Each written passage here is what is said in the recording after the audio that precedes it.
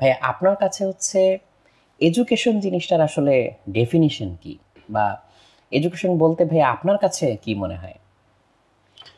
আসলে আমি একদম এক বাক্যে যদি বলি, আমার কথা হচ্ছে এডুকেশন হচ্ছে ভালো মানুষ গড়ে তোলা। সেটাই আসলে প্রকৃত শিক্ষা, যেটা আমাকে আপনাকে ভালো মানুষ করে গড়ে তুলবে। এটাই বেসিক বলে আমার মনে হয়। তারপরে অন্যগুলো যোগ হয়।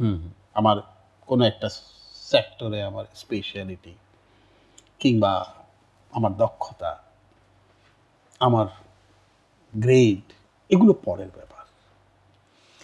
ভালো মানুষ যদি হতে না পারেন, আপনি পৃথিবীর সবচেয়ে ভালো বিশ্ববিদ্যালয়ের গ্রাজুয়েটকেও কি আসলে আপনি বলতে পারবেন যে সে শিক্ষিত?